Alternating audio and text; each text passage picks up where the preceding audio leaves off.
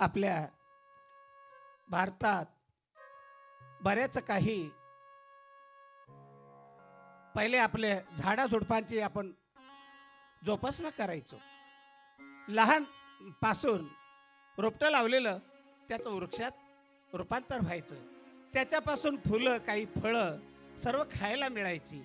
पण या माणसानं आपल्या हवासापोटी सर्व झाडांची कत्तल करून टाकली. तीच आज की त्या झाडावरती पाखरं किलबिलट चालायचं, त्यांचा आवाज यायचा.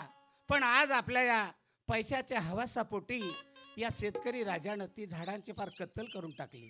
कारण ते आवाज आपल्याला आज ऐकायला मिळत नाही, तर ते खरे आवाज आपल्याला ऐकायला मिळाले नाही. म्हणून मी आपल्या या आवाजाच्या दृष्टिकोनातून आपल्यासमोर काही कोकिळा, पेरते हो तितर असे काही पक्ष्यांचे, काही जनावरांचे, काही वाहनांचे असे मी आवाज आपल्यासमोर आता सादर करतो.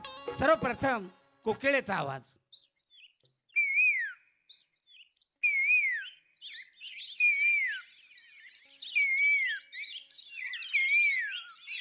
हा झाला कोकिळेचा आवाज. धन्यवाद. यानंतर पेरते हो, कोणी त्याला पपया म्हणतं.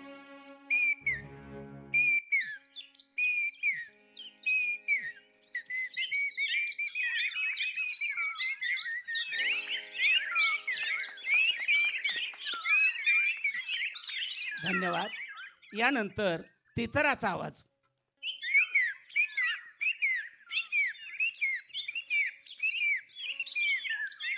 आता बुलेट गाडीचा आवाज.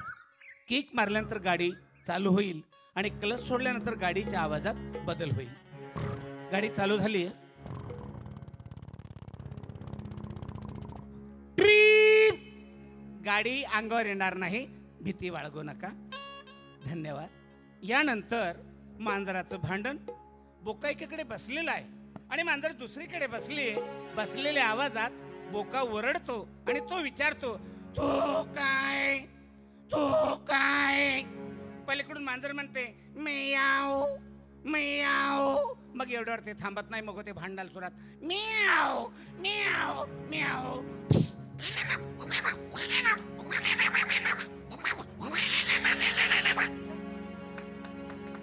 धन्यवाद. हे झालं मांजराचं भांडण. आता गाढवाचा आवाज. प्रत्येक कारखान्यावाल्यांनी गाड्यांसाठी अर्जंट ब्रेक वापरलेत, मात्र परमेश्वराने गाढवाच्या गाडीसाठी कुठलंच ब्रेक वापरलेलं नाहीये. त्यांनी आपल्या स्टेज पासून जर गिअर टाकला तर मला वाटत नाही पुढच्या कमानीपर्यंत ब्रेक लागेल. आणि या धांदलीत आमचा एखादा भाऊ रस्त्यात आला तर त्याला उडवून द्यायला बसले, कारण गाढवाला सवय असते किक मारायची. असा या गाढवाचा आवाज.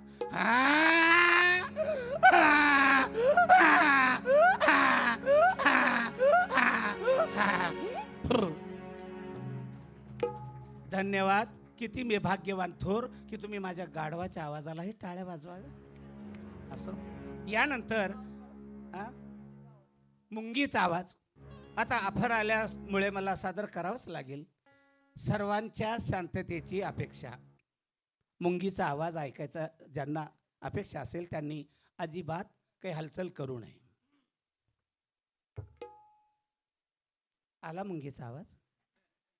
मुंगीला आवाजच नसतो. धन्यवाद. यानंतर कलारनेटच्या स्वरात जास्त मला दम पुरत नाही म्हणून थोडकी एक झलक